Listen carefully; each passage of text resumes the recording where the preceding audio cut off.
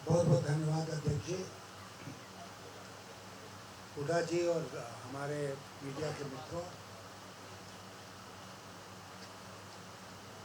जैसा आपको बताया गया, मैं अपने चुनाव के अभियान के दरमियान आज यहाँ पर आया हूँ और आपसे मिलने के पहले हम यहाँ के सारे विधायकों से मिले, हुड्डा साहब के यहाँ उनके साथ भोजन किया और उन सब के भरपूर समर्थन का हमें वादा मिला है। जैसा कि अभी कहा गया आपसे कि मैं कई विरोधी दल जो हैं आज भारत की राजनीति में, उन्होंने मिलकर तय किया कि मैं उनका साझा उम्मीदवार बनूं इस चुनाव के लिए, और मैंने इस निमंत्रण को स्वीकार किया और आज उम्मीदवार हूँ।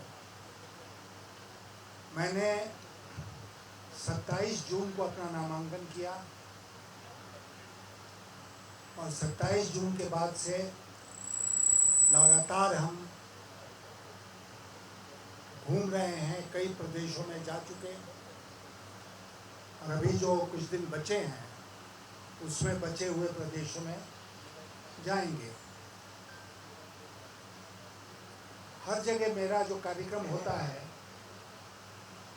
वो 2 कार्यक्रम तो निश्चित है।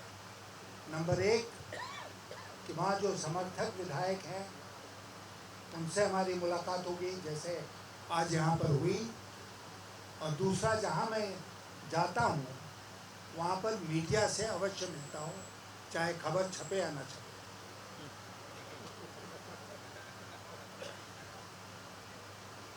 क्योंकि मीडिया के माध्यम से अपनी बात कहने और लोगों तक पहुंचाने में, और इस ये पूरा जो चुनाव है उसका संदेश लोगों तक जाए, उसमें ये बहुत कारगर है। तो हम लोग इसलिए ऐसा कर रहे हैं कि, और मान लीजिए कि नेशनल इंटरनेशनल न्यूज़ नहीं बने, कम से कम लोकल न्यूज़ बनेगी और जो इस अभियान में हम जुटे हैं उसका संदेश जनता तक पहुंचेगा। आप जानते हैं कि राष्ट्रपति के चुनाव में एक इलेक्टोरल कॉलेज होता है, उसमें एमएलएज होते हैं और एमपीज होते हैं। ये, और नज़दीक करके बोलता हूँ, ये एक आम चुनाव की तरह नहीं है जिसमें जनता की भागीदारी होती है। तो इसीलिए उन लोगों से तो मिल ही रहा हूँ, लेकिन इस संघर्ष का संदेश जनता तक भी जाए, इसके लिए भी प्रयास करें। और क्यों आवश्यक है? इसलिए आवश्यक है कि पहले की चुनाव की तुलना में, राष्ट्रपति चुनाव की तुलना में इस बार का जो चुनाव है वो बहुत एक असाधारण परिस्थिति में है। देश के जो हालात हैं वो आपको भी पता है, हमको भी पता है। एक अजीब खौफ का वातावरण है, डर और भय का वातावरण है पूरे देश में। कोई हिंदू है तो मुसलमान से डरा हुआ है, मुसलमान है तो हिंदू से डरा हुआ है, समाज को सांप्रदायिक ढंग से बांटा गया है, और ये दोनों मिलकर डरे हुए हैं सरकार से, और खास करके सरकारी एजेंसियों से। मैंने प्रशासन और पब्लिक लाइफ में 60 साल गुजारे। 60 years is not a small period of time। 60 साल में मैंने इतना आतंक कभी नहीं देखा सरकारी एजेंसियों का जितना मैं आज के दिन देखा। मैं 5 वर्षों तक अटल जी की सरकार में वित्त मंत्री था। ये जो इनफेमस एनफोर्समेंट डायरेक्टरेट है, ये उस समय वित्त मंत्रालय के अंतर्गत थी, इनकम टैक्स वगैरह तो था ही। मैं अपने मित्रों को आज के दिन कहता हूँ कि मेरे मन में कभी दूर दूर तक ये ख्याल नहीं आया कि इन एजेंसियों का दुरुपयोग करो अपने पॉलिटिकल राइवल्स को, ओपोनेंट्स को फिक्स करने के लिए। और उस समय आपको याद होगा कि कोई इस तरह का मामला भी नहीं हुआ। लेकिन आज कितने धड़ल्ले से, कितनी बेशर्मी के साथ ईडी, इनकम टैक्स और सीबीआई का इस्तेमाल हो रहा है। आज महाराष्ट्र में जो हुआ, जो उद्धव ठाकरे की सरकार गिरा दी गई, आप क्या समझते हैं कि वो एकनाथ शिंदे बुद्धिक जी के नीचे बैठे, अचानक उनको ज्ञान आया 2.5 साल के बाद की सरकार को गिरा दो और वो इसमें लग गए? नहीं, इसके पीछे की एक लंबी चौड़ी कहानी है। और आज तो उसका बहुत खुलासा हुआ जब मैंने देखा कि कुछ ऐसे सांसद शिवसेना के उद्धव ठाकरे के ऊपर भी जब दबाव बना रहे हैं कि आप जो राष्ट्रपति का चुनाव हो रहा है उसमें आप वोट कीजिए बीजेपी के उम्मीदवार के लिए, तो खेल साफ है। गोवा में तो इनकी सरकार है, फिर भी कांग्रेस पार्टी को तोड़ने पर क्यों लगे हुए थे? इसलिए मीडिया के हमारे मित्रों कि हम एक ऐसे माहौल में जी रहे हैं जहां हुकूमत में बैठे हुए लोग नहीं चाहते हैं कि कोई दूसरा कहीं भी सत्तानशीन हो, वो कहीं भी सरकार चलाए, कहीं भी जीते। अगर जीत कर आता भी है जनता के आशीर्वाद से तो उसको गिराया जाता है अनेक साधनों का दुरुपयोग करके, जिसमें सरकारी साधन। हम लोगों ने तय किया है इसको हम बर्दाश्त नहीं करेंगे। और अगर मैं राष्ट्रपति के चुनाव में खड़ा हूँ तो इसीलिए खड़ा हूँ, अगर देश में घूम रहा हूँ तो इसीलिए घूम रहा हूँ कि ये संदेश हम हर जगह पहुँचाएं कि आज देश के हालात कितने बिगड़ गए। और अगर मैं चुना गया तो मैं आज आपसे वादा करके जाना चाहता हूँ, आप देखेंगे कि मेरे शपथ लेने के दूसरे दिन से ही इस प्रकार की हरकत बंद हो जाएगी। कैसे बंद हो जाएगी? मेरे पास कोई पावर तो है नहीं, या नहीं होगा कि मैं सरकार को कहूँ कि ऐसा मत करो। लेकिन राष्ट्रपति की एक मॉरल अथॉरिटी होती है, एक उनका नैतिक अधिकार होता है जिसका उपयोग किया जा सकता है और जिसको करना चाहिए। मैंने कई जगह इस बात को कहा है कि पिछला 5 वर्ष जो राष्ट्रपति जी का रहा वो खामोशी के 5 वर्ष है, और अगले 5 वर्ष जो होंगे, अगर मैं नहीं जीतता हूँ इस चुनाव को और बीजेपी को उम्मीदवार जीती है तो वो रबर स्टैम्प का युग होगा। आप में से जो लोग इन चीज़ों को फॉलो करते हैं, आपने देखा होगा एक बहुत ही प्रभावशाली तस्वीर है। 2007 में प्रतिभा पाटिल जी कांग्रेस पार्टी से अपना नामांकन दाखिल उन्होंने किया था, फिर चुनाव जीती और पहली महिला राष्ट्रपति इस देश की बनी। उसकी एक तस्वीर है। डॉक्टर मनमोहन सिंह प्रधानमंत्री हैं, वो बैठे हुए हैं, और भी नेता लोग बैठे हैं जिनको कुर्सी नहीं मिली, वो बैकग्राउंड में खड़े हैं, और प्रतिभा पाटिल जी खड़ी होकर अपना नामांकन रिटर्निंग ऑफिसर को दे रहे हैं। ये 2007 का चित्र है। 2022 का चित्र क्या है? 2022 का चित्र है कि कई नेता वहाँ पर हैं, भारतीय जनता पार्टी के प्रधानमंत्री जी भी हैं। प्रधानमंत्री जी खड़े होते हैं, उम्मीदवार खड़ी होती हैं, और प्रधानमंत्री जी नामांकन रिटर्निंग ऑफिसर को देते हैं। उम्मीदवार अपना नामांकन खुद नहीं देते। तो ये जो दृश्य है ये आने वाले 5 वर्षों की कहानी पहले से ही बता देता है कि क्या होने वाला है। राष्ट्रपति का पद संविधान का सर्वोच्च पद है। राष्ट्रपति के पद की बहुत गरिमा होती है और अगर उसका कोई उपयोग है apart from being the formal head of state, तो उसका ये है उपयोग कि वो उन शक्तियों का, उस मॉरल अथॉरिटी का उपयोग करें और इंश्योर करें कि सरकार सही रास्ते पर चले, टकराव से नहीं, बातचीत से। और राष्ट्रपति अगर प्रधानमंत्री को बुलाकर कोई मशवरा देता है तो किसी भी प्रधानमंत्री के लिए उसको पूरी तरह से नकारना मुश्किल हो। तो इसीलिए ये चुनाव आज महत्वपूर्ण बन गया है और हम पूरे जोर शोर से इस लड़ाई को लड़ने में लगे हुए हैं। मैं बहुत आभारी हूँ प्रदेश अध्यक्ष जी का, हुड्डा जी का, सारे यहाँ के नेताओं का, जिन्होंने आज चंडीगढ़ आगमन पर मेरा स्वागत किया और सारे विधायकों से और आपसे मिलने का अवसर प्रदान किया। बहुत बहुत धन्यवाद।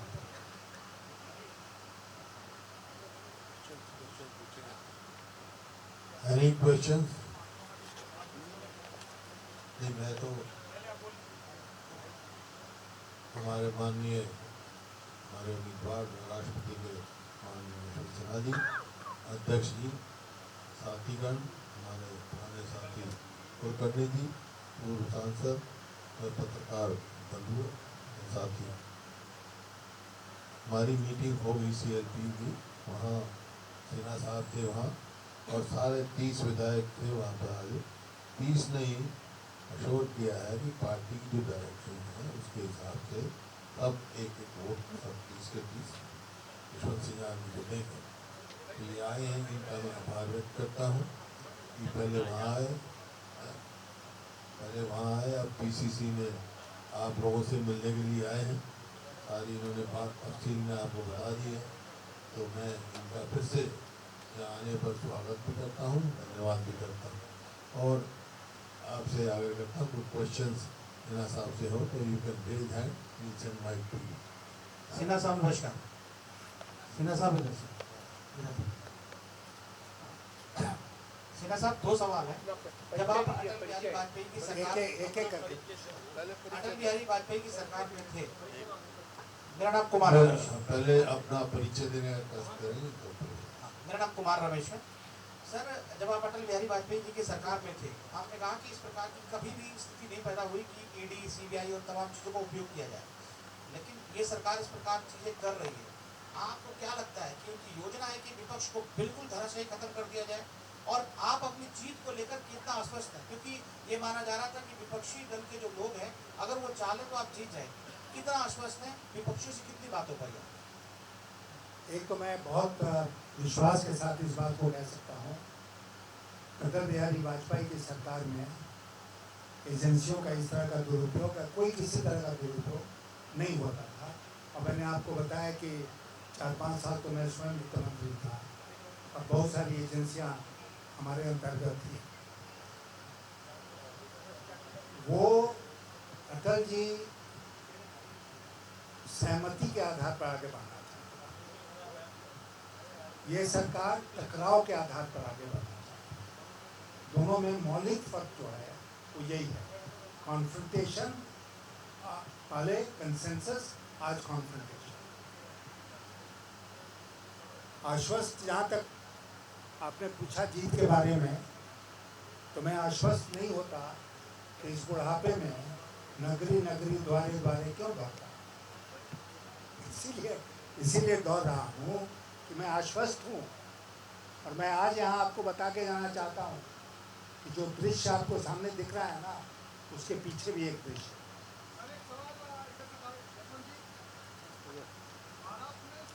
माइक ले लो, माइक लो, परिचय दो अपना। माइक लो। मेरा नाम मनोज कुमार है सर, टाइम्स नाउ से हूँ मैं।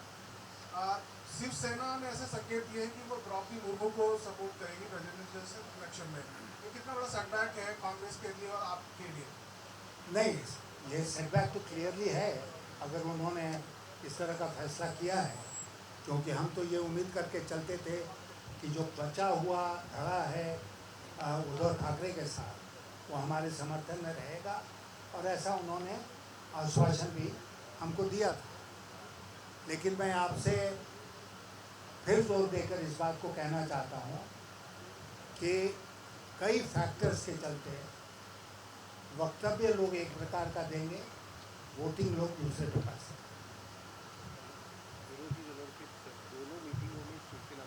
हाँ, अभी सुधीर कुलकर्णी जी ने मुझे याद दिलाया कि जो मीटिंग हुई थी विरोधी दलों की दिल्ली में, उस दोनों मीटिंग में शिवसेना के प्रतिनिधि। Manoj Kumar sir from Pioneer newspaper. Do you think, sir, central government is misusing ED and CBI against MPs and MLAs so that you get a minimum vote in this presidential election? They are definitely misusing the agencies under their control, government agencies, to frighten people, to ensure that they do not vote for me. But fortunately, as I said earlier, it is a secret ballot. So however much you might try and control somebody's mind, when he goes inside that polling booth, it might be a different picture.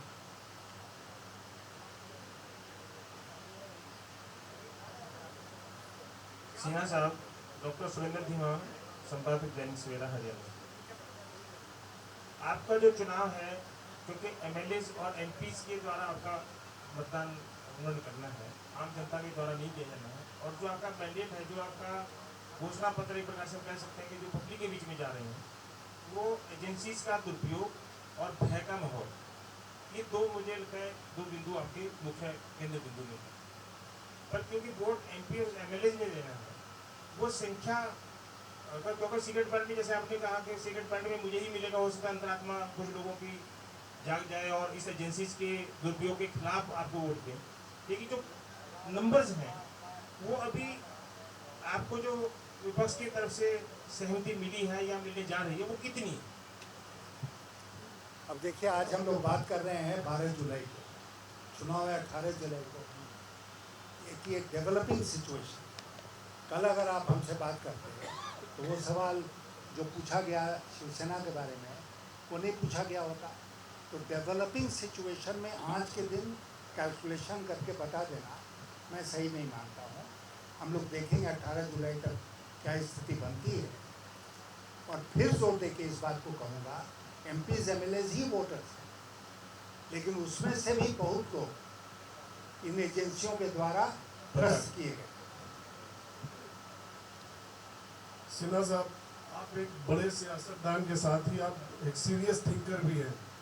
देश के बड़े बड़े मुद्दों पर आप बेबाक तरीके से अपनी राय रखते हैं। अभी जो आपने कहा कि देश में एक खौफ का वातावरण है, इसके पीछे सरकार की एजेंसियां, सरकार का एटीट्यूड, बाकी सारी चीज़ें आपने गिनाई। मेरा सवाल ये है आपसे कि ये इस स्थिति का सोल्यूशन आप कैसे देखते हैं, बावजूद इसके कि बेरोजगारी है, इकोनॉमी के इस हालात में है। आपको क्या लगता है कि ये स्थितियां कब तक सस्टेन करेंगी, और क्या सत्ता परिवर्तन 2024 में आपको नजर आ रहा है, ये चीजें आगे जाने वाली हैं? देखिए, मैं एक बात बताता हूँ आपको, आपका भी अनुभव होगा, मेरा भी अनुभव है कि जब पॉलिटिकल सिस्टम फेल होने लगता है तो लोग सड़क पर उतरते हैं। अब पॉलिटिकल सिस्टम में गवर्नमेंट है, पॉलिटिकल सिस्टम में ऑपोजिशन है। ऑपोजिशन अगर अपना काम कर भी रही है, तभी अगर लोगों तक ये बात नहीं पहुंच रही है तो वो निराश होकर सड़कों पर उतरेंगे। अब जैसे मैं बताऊं आपको, अग्निपथ योजना को लेकर नौजवान सड़कों पर उतरे, बहुत हंगामा हुआ बहुत जगह।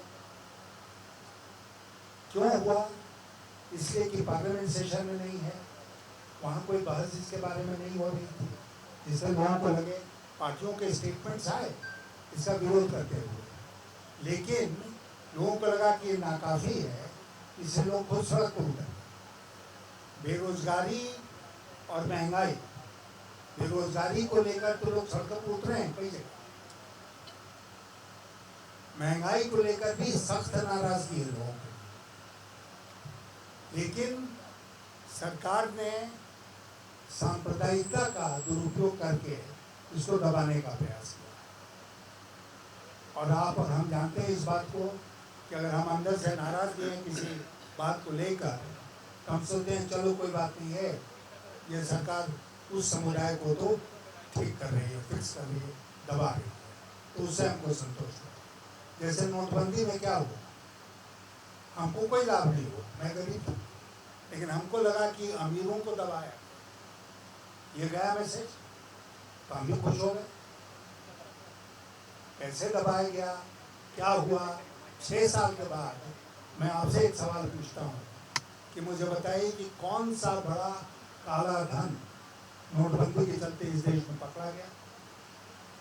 मेरी जानकारी में तो कोई नहीं है, चाहे विदेशों में चाहे देश में।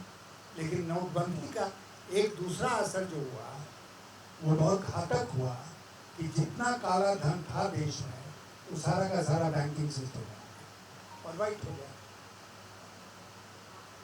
सर इधर सर प्लीज। सर मैं पवन कुमार हूँ जनता टीवी न्यूज चैनल से। सर मेरा सवाल के तौर पर जो पिछड़े क्षेत्र से क्या कहना चाहेंगे सर उनकी उम्मीदवार पर? देखिए, मैंने पहले भी कहा कि महिला है, मैं उनका सम्मान करता हूँ, लेकिन आपसे एक सवाल पूछता हूँ कि जब वो यहाँ आई थी तो यहाँ क्या प्रेस कॉन्फ्रेंस किया उन्होंने? नहीं, आपसे पूछता हूँ, कहीं पर भी प्रेस कॉन्फ्रेंस उन्होंने नहीं किया। मैंने आपको बताया कि मैं जहाँ जा रहा हूँ वहाँ प्रेस कॉन्फ्रेंस करता हूँ। 60-70 लोगों को मैं इंडिविजुअल इंटरव्यू दे चुका हूँ अब तक। तो ये क्या दिखाता है? ठीक है, महिला हैं, वो अनुसूचित जनजाति से आती हैं, बहुत अच्छी बात है, लेकिन अगर सरकार को इतनी ही चिंता है कि उस वर्ग का उत्थान हो, तो मैं तो प्रधानमंत्री जी से निवेदन करूंगा कि वो अपना पद छोड़ दें और द्रौपदी मुर्मू जी को प्रधानमंत्री बना दें। ताकत तो वहाँ है, बना दें उनको। क्यों नहीं वो उनको प्रधानमंत्री बनाते हैं?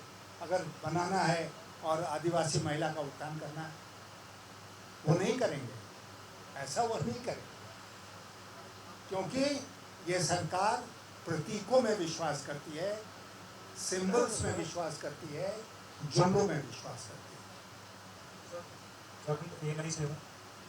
आप जब बीजेपी में थे और अब जो बीजेपी है, कितना फर्क समझते हैं?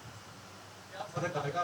वाजपेयी साहब जो वो जो जिस बीजेपी में मैं था, that BJP is dead and gone. आज की जो बीजेपी है वो it's a completely new party. और मैंने आपको थोड़ी देर पहले कहा कि उस बीजेपी में, इस पर हम बहुत देर तक बात कर सकते हैं, लेकिन उतना न समय आपके पास है न मेरे पास है। उसमें अगर पार्टी के भीतर और पार्टी के बाहर कंसेंसस के आधार पर बातचीत तय होती थी, तो आज कॉन्फ्रंटेशन के आधार पर तय होती है। और जब मैं ये कह रहा हूँ तो इसमें मैं राष्ट्रपति के चुनाव को भी इंक्लूड करता हूँ कि अगर बातचीत सरकार गंभीरता से करती तो हो सकता था कि चुनाव की नौबत ही नहीं आती, सब लोग मिलकर एक उम्मीदवार तय कर लेते। सरकार इसमें विश्वास नहीं करती है। सरकार एक देश, एक पार्टी, एक नेता, उसमें विश्वास करती है, and that is not democratic.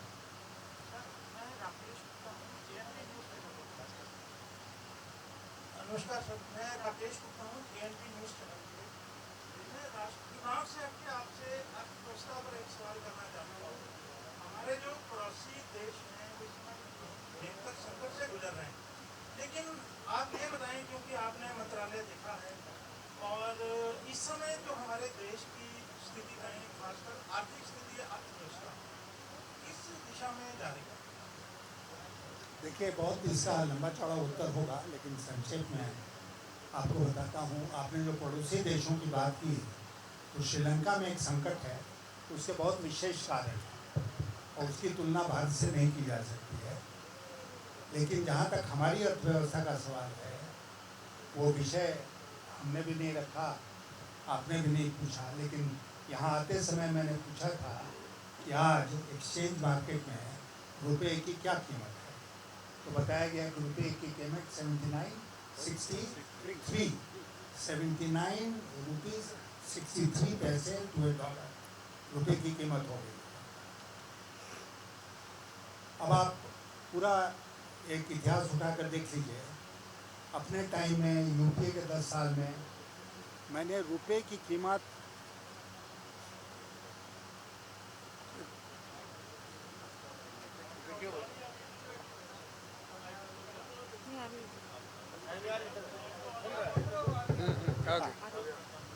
देखिए कि रुपए की कीमत पर मैंने कोई टिप्पणी नहीं की, लेकिन आपको याद होगा कि 2014 के चुनाव के पहले आज के प्रधानमंत्री जी ने क्या क्या कहा रुपए की कीमत को लेकर, कहा था, याद है ना?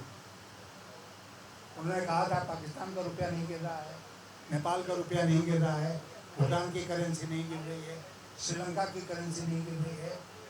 इतने बड़े विद्वान डॉक्टर मनमोहन सिंह हमारे देश के प्रधानमंत्री हैं, वो बताएं रुपए की कीमत क्यों गिर रही है।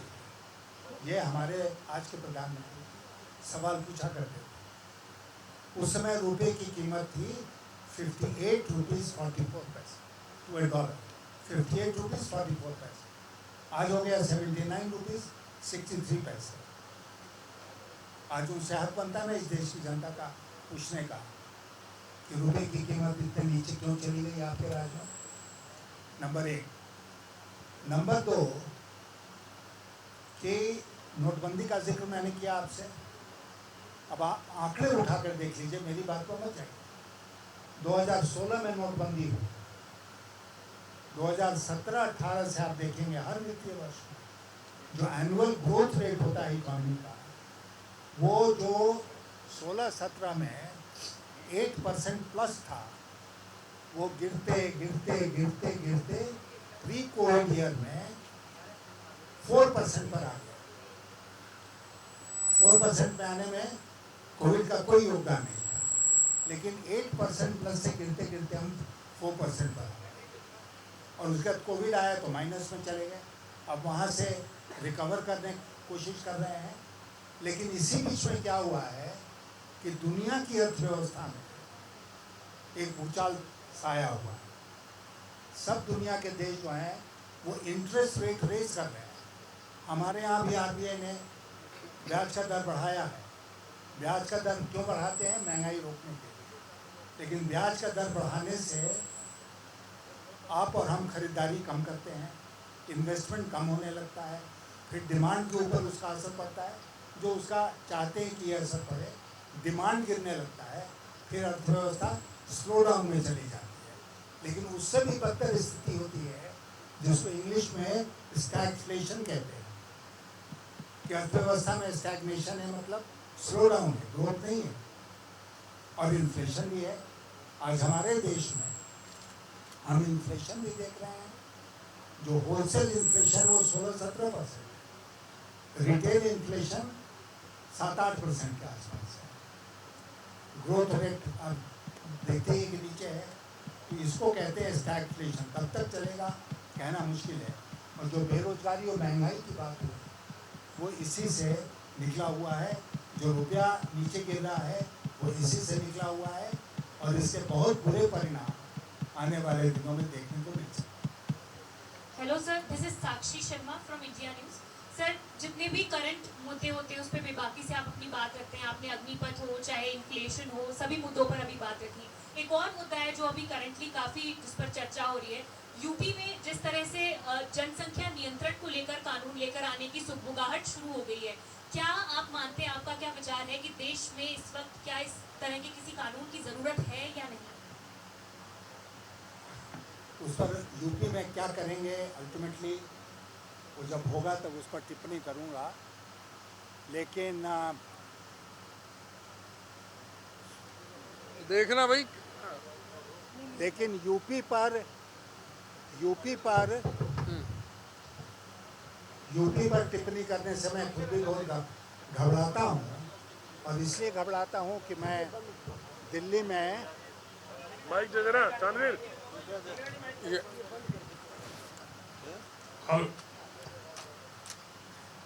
क्योंकि मैं एनसीआर में नोएडा में रहता हूँ, नोएडा उत्तर प्रदेश में। अब वो किस दिन बुलडोज़र लेकर आके मेरे घर को गिरा दे, ये भय मेरे अंदर भी हो। आम आदमी पार्टी आपको सपोर्ट कर रही है और क्या आप वोट मांगने जा रहे हैं आम आदमी पार्टी? हमने आम आदमी पार्टी से, जैसे हमने सबसे वोट मांगा है, आम आदमी पार्टी से भी वोट मांगा है। अभी उन्होंने अपने पत्ते नहीं खोले हैं, हो सकता है आने वाले दिनों में कोई फैसला लेकर आप सबको बताएं। मेरा नाम स्मरण है और मैं हर खबर से। अच्छा, आपने वादे किए दो महत्वपूर्ण, जो आपने लिखा है कि राष्ट्रपति पद के उम्मीदवार के लिए जो वायदे और आपने वचन दिए, उसमें शीर्ष अदालत पर भी आपने प्रश्न चिन्ह किया और मीडिया पर भी किया, धारा 370 और 35A को लेकर। और कश्मीरी लोगों को आपने कहा कि एक राष्ट्रीय मीडिया कुछ एक हिस्सा है जो देशद्रोही जो है, इन्हें कहीं ना कहीं हाईलाइट करता है, तो इस पर आपकी देखिए, मैं आपसे कहना चाहूँगा कि मैं हाल के दिनों में अपने अभियान के दरमियान कश्मीर गया, श्रीनगर गया। कई लोगों ने हमसे पूछा श्रीनगर जाने का क्या मतलब है, वहाँ तो विधानसभा भी नहीं है, कुछ 2-4 वोट हैं एमपीज़ के, उसके लिए दौड़ के क्यों जा रहे हैं। मैं कश्मीर इसलिए गया क्योंकि मैं दिखाना चाहता था कश्मीर के लोगों को और देश की जनता को कि मैं कश्मीर के लोगों को के साथ खड़ा हूँ। आज दोबारा है भारत के इतिहास में कि कश्मीर के लोगों का वोट इस चुनाव में उनके प्रतिनिधियों के माध्यम से नहीं पड़ने वाला है। ये बहुत दुर्भाग्य की बात है। और कश्मीर में जो अत्याचार हो रहा है, तो अगर आप वहाँ जाके स्वयं अपनी आँखों से देखें, वहाँ के लोगों से सचमुच में हृदय से हृदय मिलाकर बात करें, तब सच्चाई का पता चलता है। नहीं तो ऊपर से सब कुछ ठीक ठाक लगता है, जैसे कि चंडीगढ़ में लगता है। और कश्मीर के प्रति हमारी प्रतिबद्धता रही है। मैं चाहता हूँ कि सारे देश की प्रतिबद्धता रहे कश्मीर के प्रति। अभी जो अमरनाथ यात्रा में दुर्घटना हुई ना, मैं उस दिन वहीं था, उसके एक दिन पहले वो दुर्घटना हुई थी। तब तक कुछ छन की खबरें आ रही थी। अभी जब मैंने उसको फॉलोअप किया तो पता ये चला कि इसके लिए सीधे कश्मीर का प्रशासन जिम्मेदार। 3000 से 5000 लोग जाते थे दिन में, उनको कहीं कहीं टेंट में रखा जाता था। इस बार वो संख्या बढ़ के 15,000 और उनको ऐसे जगह में रख दिया गया जहाँ पर कि वो क्लाउड बर्स्ट का असर पड़ा, वो बह गए। तो इस तरह की बातें वहाँ पर हो रही हैं और आम जन के साथ जो नाइंसाफ़ी हो रही है वो तो हो ही रही है। इसलिए प्रतिबद्धता दिखाने के लिए मैं कश्मीर गया। सर, रवि चंदेल, सूर्या समाचार। Last question. सर, देश के अंदर जो मौजूदा माहौल बना हुआ है, आप इस समय विपक्ष के उम्मीदवार हैं राष्ट्रपति पद के, किस तरीके से देखते हैं पूरे देश के अंदर विपक्ष का रोल और खासतौर पर कांग्रेस का, जिस तरीके से आए दिन सिमट जा रही है राज्यों के अंदर, ऐसी स्थिति के अंदर कांग्रेस का क्या रोल देखते हैं? किस तरीके से कांग्रेस जो है वो देशवासियों की आवाज़ बुलंद कर सकती है? देखिए, मैं मानता हूँ, 2 भाग में इसका उत्तर दूंगा। एक तो मैं मानता हूँ कि कई विपक्षी दलों का एक साथ आना, 2-3 दिन तक दिल्ली में बैठना और उसके बाद ये तय करना कि एक साझा उम्मीदवार हम राष्ट्रपति के चुनाव के लिए खड़ा करेंगे, फिर एक नाम पर सहमति बनाना, ये अपने आप में हालिया भारतीय राजनीति के लिए एक बहुत महत्वपूर्ण डेवलपमेंट है। मैं ऐसा मानता हूँ और मैं ये भी मानता हूँ कि ये राष्ट्रपति चुनाव तक ही सीमित नहीं रहेगा, उसके बाद आगे भी जाएगा। जहाँ तक आपने कांग्रेस पार्टी के बारे में सवाल पूछा, कांग्रेस पार्टी के बारे में मैं इतना ही कहूँगा कि उसकी अपनी एक भूमिका है। इस देश में अनेक ऐसे क्षेत्र हैं जहाँ पर कांग्रेस पार्टी का सीधा टक्कर भारतीय जनता पार्टी के साथ है। कहीं कहीं रीजनल पार्टीज भी हैं, लेकिन कई सीटों पर सीधा, कई प्रदेशों में सीधा है। तो इसलिए कांग्रेस पार्टी के रोल को घटाकर मिनिमाइज करके देखना आने वाले दिनों में सही नहीं होगा, और सब लोग इकट्ठे आ जाएं तो बहुत खुशी की बात होगी। Thank you.